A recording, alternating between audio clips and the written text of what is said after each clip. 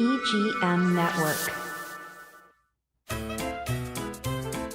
This is Martha Matters. From real estate, healthcare, current events, taxes, or just about any topic, we're talking about it. Call us with any questions on just about any subject. Now, here she is, Martha! Well, hi everyone, and welcome. This is what almost everyone's been waiting for, and I have, I hope, pretty good news for most of you. The hurricane season in general is predicted to be less than average, which is what the weather forecast on the Weather Channel predicts. That's good. It's certainly not bad, but we've got to remember way back, Hurricane Andrew was the only hurricane the entire season, and that devastated South Florida, Miami and Homestead. And that was quite a while ago, but something like that could still happen. Yeah, and that one was, Martha, too, not to interrupt you, that one was, what was I going to say, early in the season, and that was it. And it was quite a few years until that one. Right. Quite a few years. Well, hopefully we're still in the quite a few years stage. The good news is our wind is still coming from the east, and it doesn't matter if it's northeast, east, or southeast. We don't want the wind coming from the southwest, and that's where El Niño would be. So far, El Niño has not formed, which is good. That is very, very good. What really happens is when we get the wind from the southwest due to El Niño, that's when hurricanes are formed in the Bay of Campeche of the Gulf and also in the Eastern Caribbean on the other side of the Mexican Peninsula. So it's good news so far. Like I said a couple of weeks ago, or 3 weeks ago in the pre-hurricane season, that nothing's going to happen early in the season, like June, July, and even August. But it looks better than that for right now. The difference between me and the Hurricane Channel is this, or the Weather Channel is this. One, the steering currents in the mid-Atlantic we agree upon. Last year there were several hurricanes that came off of the coast of Africa, but the steering currents were such that they all ran up the middle of the Atlantic Ocean and disappeared. It was a bad season for shipping, but not for making landfalls as hurricanes. And we have the same setup this year. That's good. There's one difference that the Weather Channel doesn't talk about that I earnestly believe in, and that is the Sahara dust. It hasn't started yet, but the fact that we're getting a lot of days with northeasterly winds, that's very, very promising that we're going to have another year with a lot of Sahara dust for the sake of Florida. Now, the Sahara dust, I'll be the first to admit, doesn't help the Northeast, but what concerns me is Florida, since that's where we're broadcast from, and that's where we've had a few bad ones within the last 5 to 10 years. Yeah. So that part is good, but the Sahara dust usually doesn't reach us until either mid-June or late June. Last year, I really noticed it around the 4th of July weekend, when all of our days were extremely hazy, and it wasn't pollution, it was this yellow mist in the atmosphere, which is the Sahara dust. Yeah, a lot of people locally, I remember too, last year and for quite a while, which turns out to be a good thing. I mean, there's always bad and good go together, is the grit and everything in your eyes and your throat. Yes. From the dust. And we're like, okay, but, if that's happening, wear sunglasses or something, and it means not so prevalent of hurricane season. That's correct. So I'd rather have that. Me too. Yeah. On the plus side, you may have to face the grit, but with the wind coming from the east, you don't have... this isn't all of Florida. This is like the US 1 corridor, the Barrier Islands, possibly even up to the I-95 corridor. We don't have no-see-ums, and we don't have an abundance of mosquitoes. Granted, the mosquito control people work and spray the areas where they propagate. But in addition to that, the wind, by coming off the near Atlantic, doesn't give them a chance to multiply and divide. So that's good news for the sunbathers. I'm not a sunbather since I'm here year-round, but that's the plus for that. Now, the other thing that I need to tell you that is really good, which is why we're not having any major scares in June, July, and even August, is this: with the wind not coming from the southwest, with or without El Niño, the southwest wind brings moisture, brings wind, and the Gulf and the Eastern Caribbean already have hot water in their basins. So those three items together mean hurricanes form. The fact that we are getting wind from the east is the major reason why the Weather Channel is talking about a low hurricane season, along with the steering currents, of course. Because that keeps the water cooler. It keeps the water cooler, and it also doesn't allow for the no-see-ums to multiply. They want big puddles, but they don't want the Atlantic Ocean in order to multiply. Right. Okay. Yeah. Well, that's a big puddle. And so with a lot of the wind coming from the east, we get rain, but we don't get abundance of downpours. So all the puddles that exist are in the middle of the state, like feeding ponds, drinking ponds for all the cattle and crops and what have you. So we are very, very lucky on that regard. Now, I also have to say the last 2 or 3 years, our worst hurricanes in Florida that hit all of us, did not originate from Africa coming east. They were the hurricanes that formed in the Bay of Campeche, and also in the Eastern Caribbean between Jamaica and Mexico. Now, I have to say, as far as the Caribbean goes, there is one thing that they need to watch out for those of you vacationing. Not the Florida coast, but the Caribbean. Many of us vacation to the different Caribbean islands.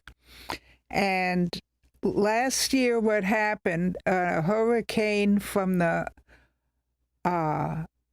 east and also one that formed in the Western Caribbean gradually did form, but we had so much Sahara dust over Florida that wasn't the case. So what happened is that hurricane turned around.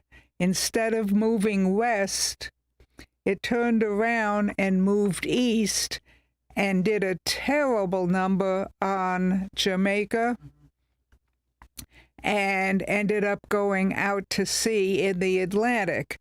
And it turned around because of it couldn't go north like it normally would because of the Sahara dust. So the energy it got was just turning around and going east. And it hit Jamaica rather bad. I think the Turks and Caicos not quite as bad because it had been downgraded, but it did hit them and then went out to sea. Something like that might happen again, or it may stay even further south and hit the ABC Islands. Those are the Dutch West Indies, Aruba, Bonaire, and Curacao. But that is a rarity that happens like once every 20 or 30 years. They're normally considered out of the hurricane season because they're literally 10, 15 miles away from the continent of South America. So all that landmass tends to keep the hurricanes away from them. But last year was a close one. There may be a close one for them this year, but I'm not saying that will happen. Again, the good news is the east coast of Florida, because the steering currents, just like last year, come off of Africa, and because of the Bermuda High and some other stationary high and low pressures, it's actually steering the hurricanes directly north in the middle of the Atlantic. So like last year, Ireland, even the Holland and Western Europe got more rain and flooding than they really wanted, especially Scotland, and I think even Greenland got more rain than they would like. But by then the hurricanes are usually just a rain event with minimal wind. The bad part for the Northeast is like last year, it may have a skirmish of a hurricane going north, not making landfall in the mid-Atlantic or South states, but going east of Bermuda and west of Bermuda. Either way, there may be outskirts of a hurricane, not a direct hit, but the outskirts like last year, a wind and rain event that hits the New England coast and even the Northeast coast. There may be a lot of that, but there are also a lot of nor'easters because of those steering currents. The nor'easters stay out of shore, but then again, the part that sticks out is North Carolina, the Outer Banks, all the way up through the Mid-Atlantic and the New York metropolitan area and New England. But those are nor'easters, not hurricanes that make landfall well into the coast and central United States. So we're lucky on that note. So it's a lot of good news that I have to tell you, but we've still got to be prepared, but not so much for hurricanes like the devastated ones we had, Milton, Ian, Helene, nothing like that in the South. But I will I have to admit, even where we are broadcasting from in Florida, we have had unnamed thunderstorms. General thunderstorms may be predicted, but all of a sudden there may be one that until it happens, we don't know how strong it's going to be, that had 40 to 60 mile an hour winds. And over where I live, it knocked the flagpole over for the community and for the marina, and the flagpole fell into the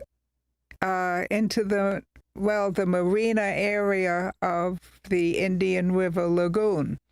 Even a hurricane didn't knock that flagpole over, but it went over for the first time with an isolated severe thunderstorm. And we've also had, Martha, in the years that I've lived here, we've also had nor'easters our own self that have done tremendous damage. Yes, they have. We have. So especially toward Daytona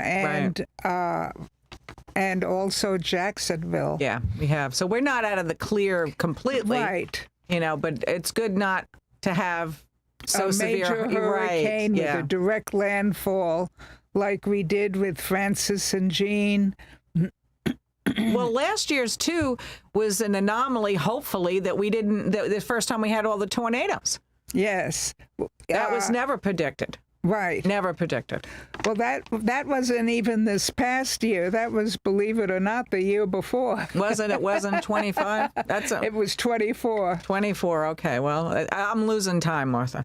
But that was, hopefully it was an anomaly and it doesn't come back again, because that was really scary. A killer. That was really, and quite a swath of territory it took on. And now we have a way of learning that. If anything forms in the Bay of Campeche and a major rain band breaks off from it, by breaking off, I mean goes 50 miles away and precedes or postcedes a hurricane, boy, that can suddenly have enough energy that all these tornadoes formed from this hurricane band.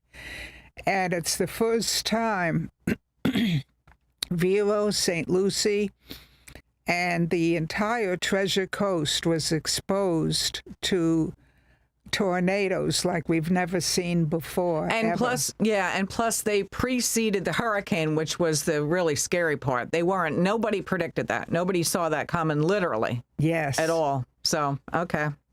Hopefully they can find it now. Yes. I remember it well. We were playing a rummy cue, and there was a tornado warning, and we looked outside. Oh, there's nothing happening. Right. Right. Because they didn't have it down to kind of where it was going to be. That was the scary part. Right. Among the other scary parts. Indian River County. Right. Well, thanks. Where, Right. Big county. And poor St. Lucie took a big brunt of it. Yes. Anyway, let's take a break, Martha. We sure will. So stay with us. We have more information for you in a few minutes.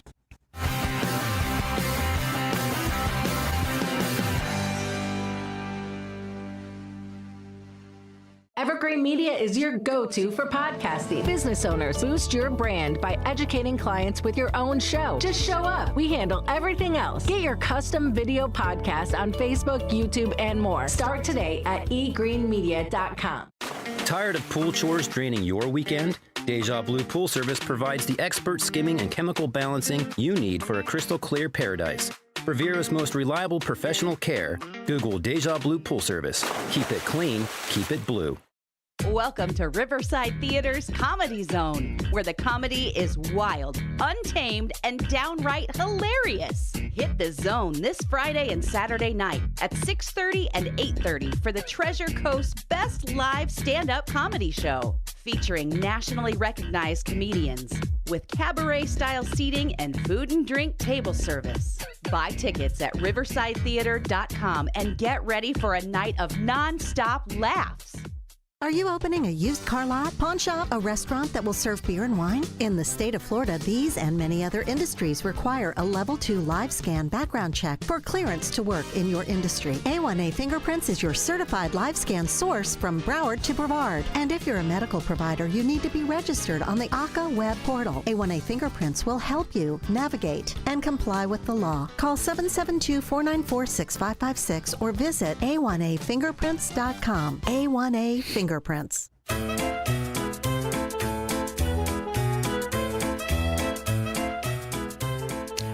Hi there and welcome back. Hey, it is generally a very, very good prognosis for this year, but that doesn't mean that we should all just relax and say, oh, thank goodness it's going to be just like last year. There's one part of this year that may not be like last year, and that is the Weather Channel predicts El Niño is going to get started, they think, in late September or beginning of October. Well, that's still hurricane season. Yeah. But last year we had extremely thick Sahara dust all over the place. So the wind starting to come from the southwest may not form anything because the Sahara dust stayed for a while in the Western Caribbean and the Bay of Campeche, including Florida. And as long as it does, we will not have hurricane formation late in the season. Last year, there was no Hurricane El Niño, and so the Sahara dust took over both the Gulf of Mexico and the Western Caribbean. So we're hoping that continues this year. But there is a chance, like they say in November, don't let your hair down, Right. even though that's still hurricane season. Yep. And we have yet to have a strong hurricane. We had one a couple of years ago, too, Martha, that was the season that was, we ran out of names and we went to, what was it, the Greek alphabet. Yes. And that was continuing until like November 30th or whatever, where you thought, well, we're in the clear. We weren't. Yeah, we had one, I think, in December. Right. I want to say that, too. Not a big major hurricane, Listen, but a hurricane when we're tired of listening about it. Right. We were. Seriously, now it's at Christmas time when we still have hurricanes. Yeah. Absolutely. Yeah. So that is always a possibility. But let me tell you, don't be a nervous wreck. But for those of you that have several vacations planned in the Caribbean and are looking forward to nice beach sunbathing and all-inclusive hotels and stuff, do it in June, July, and at least through mid-August. And if you have reservations for October, late September, good luck. Yeah. I'm spending the next 3 months are really shoring my house up for, I don't want to say once and for all, but to make sure I have all the I's dotted and the T's crossed. Doing my windows, different kind of shutters and stuff like that I've read about. So that's what I'm doing. Yes. I'm not taking it light. I hope we have a minimal season, but I'm doing the best I can anyway with my trees and stuff. Oh, we will, but things like that, updating shutters, I always recommend. Yeah. It adds to the value of the house. Correct. And even though you don't have plans for selling in years, if someone in your family gets injured or sick or passes away or in an auto accident, things can change overnight. Yep. And if you sell your home and you have all of those shutters and things updated, the value of your home will increase. So with that, folks, have a smile, but still be cautious. Have a great season.